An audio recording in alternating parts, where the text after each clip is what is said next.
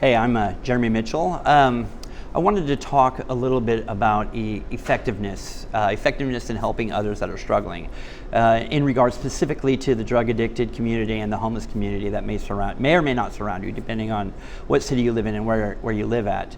The one tragedy that befalls the homeless and drug-addicted population is the Christian community entering forth into a relationship of enablement. It is the Christian way and the Christian ideology to help others, especially the homeless and the drug addicted. But the worst thing that can be done for them is to enter into a relationship with them where they are being entitled to receive rather than being encouraged and uplifted to do for themselves.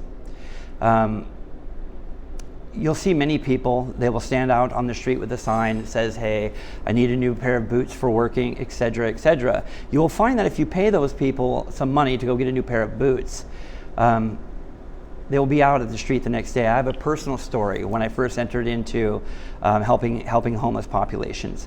I was walking along the streets of Seattle and I encountered a young man who had shoes that were torn up, and he told me that he was just hungry and he had no money because he had no job and he had no place to go.